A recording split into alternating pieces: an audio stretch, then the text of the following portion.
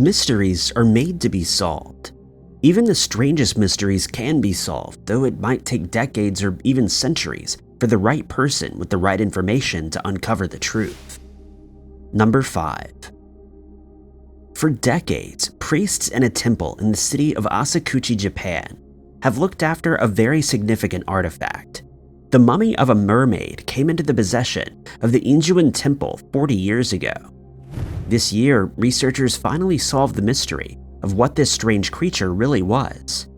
Like many places around the world, Japan has plenty of folk tales surrounding mermaids and mermaid-like creatures. In Japanese folklore, mermaids can grant immortality, and there's a story of a woman who ate part of a mermaid and lived to be hundreds of years old. Another power the creatures supposedly possess is the power to prevent illness. So during the recent pandemic, a temple which apparently possessed the mummy of one of these creatures was rather popular. The mummy came into the temple's possession roughly 40 years ago. According to the letter found with the mummy, it had been caught sometime between 1736 and 1741. This strange case begins with an ordinary fisherman fishing off of Shikoku Island. He caught the creature in one of his nets and sold it as an unusual fish. The buyer was a member of a wealthy family who realized this was more special than a strange fish. It was only 12 inches long, but the top half appeared to be human-like. At its waist, it had a fish-like tail. According to the letter, the family kept it as an heirloom for generations. It was mummified at one point, but still had some of the original hair, scales, and nails. At first, the temple kept the Shikoku mermaid in a glass case before moving it to a more secure location to protect it. It was only recently that scientists learned of this mysterious creature.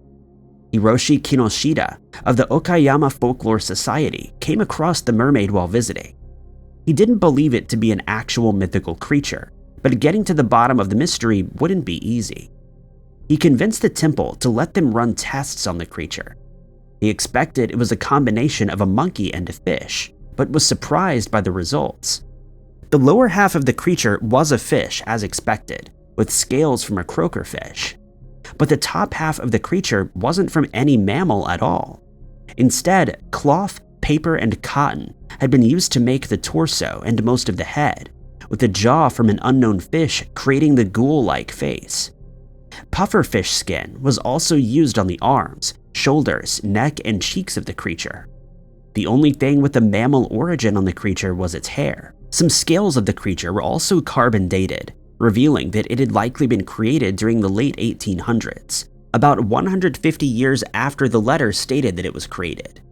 The letter itself was dated to 1903, so it's likely the writer knew the truth about this so-called mysterious object. Number 4.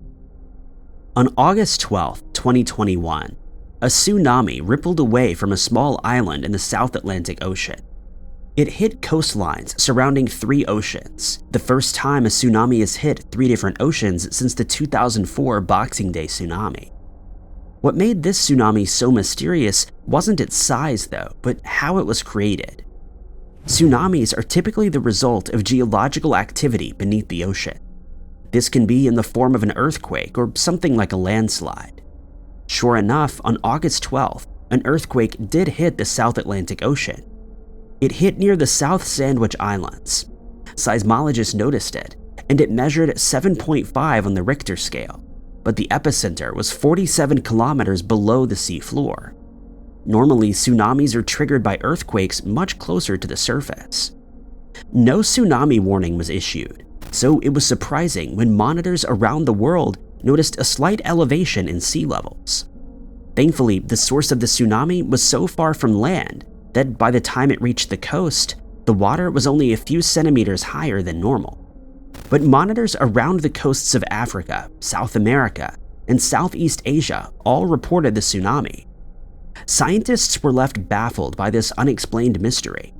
The South Sandwich Islands earthquake could not have produced this tsunami, even though the tsunami originated in that area. It was then discovered that another earthquake struck the same area a few minutes after the first. This one measured 8.1 on the Richter scale, but still wasn't responsible for the tsunami. Scientists trying to solve this strange mystery then discovered a 400-kilometer-long rupture that should have released a lot more energy than had been detected. The earthquake that caused the rupture would have caused the tsunami. It was obvious something complicated was going on.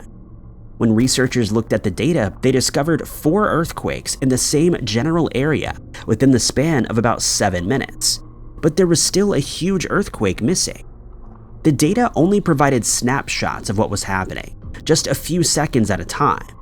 But when researchers looked at longer snippets of 500 seconds, they discovered a hidden earthquake. This one was 8.2 on the Richter scale, and just 15 kilometers below the surface. It also lasted 200 seconds, meaning it hid beneath the other shorter, sharper earthquakes. Now, this strange mystery was solved. Scientists are still trying to figure out how to prepare for such an event in the future. If the earthquakes had struck in a more populated region, the lack of a tsunami warning could have been devastating. Number 3. The Titanic has been a source of mysteries and puzzling questions for decades. Even the location of the famous wreck and exactly how the Titanic sank was a mystery until 1985. But 11 years after the wreck site was found, it became the location of another strange mystery. In 1996, an expedition to the wreck location recorded something strange on sonars not far from the Titanic. There was a mysterious object roughly the same size as the famous ship, about 25 miles from the Titanic.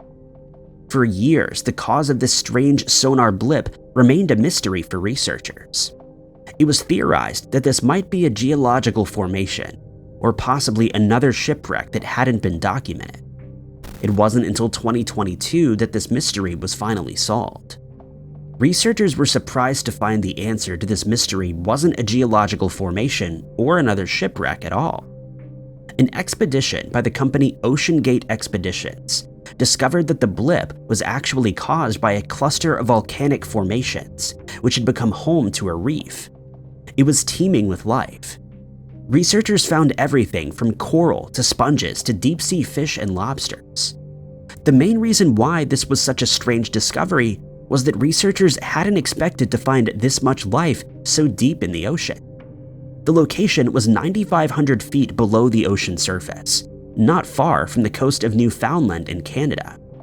Normally, water at this level is muddy with little light, which makes it difficult for life to take hold.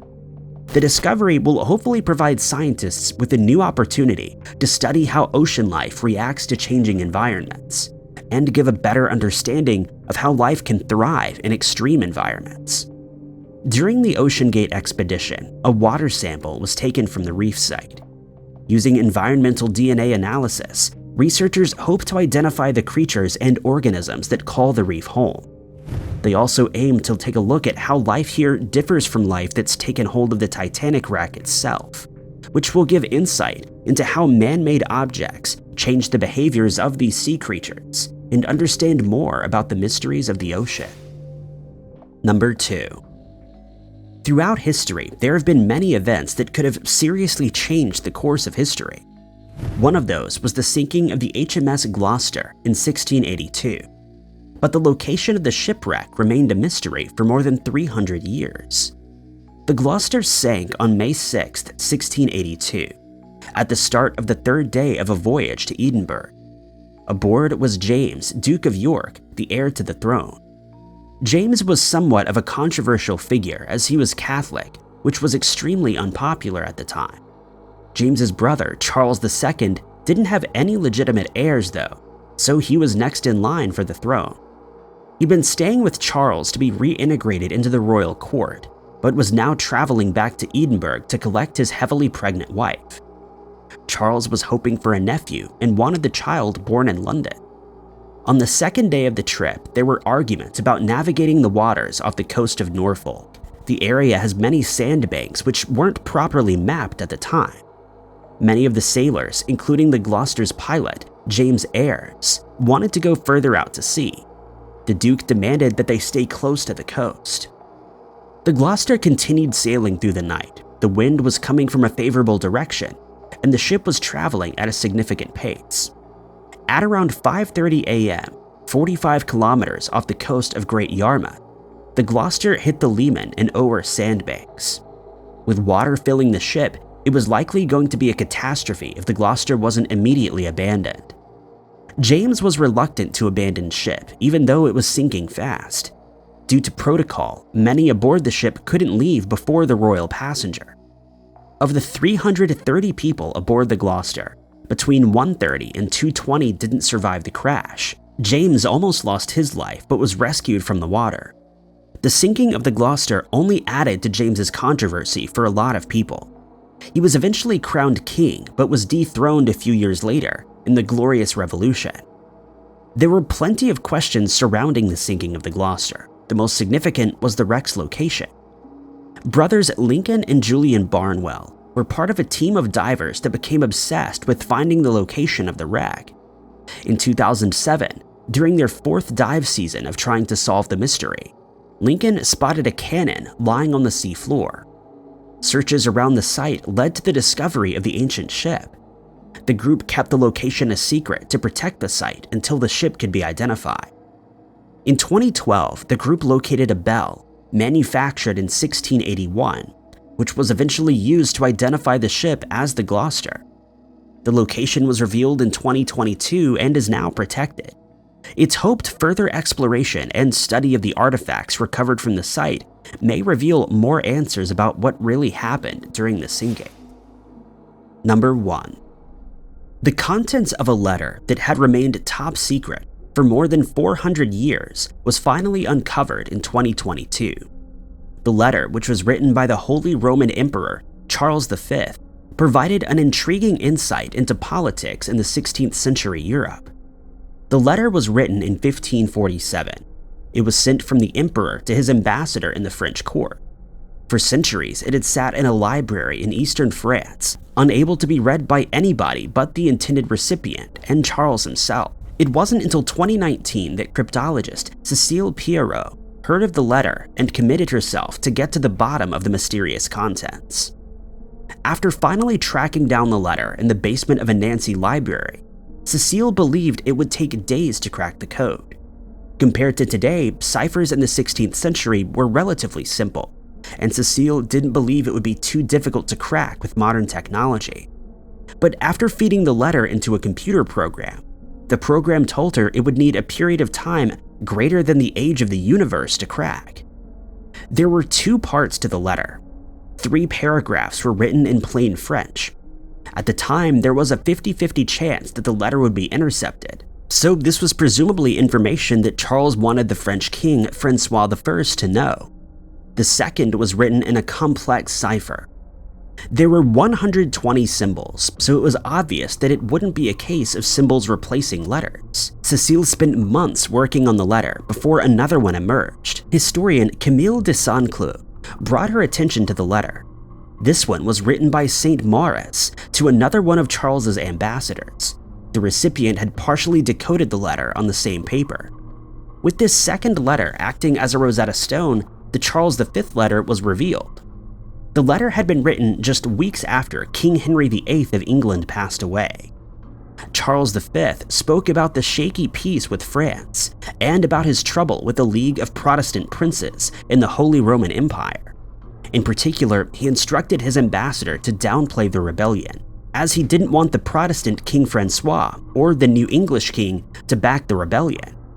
Charles V was also concerned about rumors of an assassination plot against him, possibly backed by Francois I. He wanted his ambassador to find out if that was just a rumor or if there was any truth in it. One of the reasons why the letter was so hard to decipher was because the letter E was almost entirely omitted. As it wasn't the most common letter in the French language, it would usually be used by decoders as the first step to reveal the mystery. Other symbols seemed to not represent anything at all, and were simply there as another trick to keep the letter's contents a secret. The hope is that more letters will now be decoded to teach us more about this strange period in history. Thank you guys so much for watching.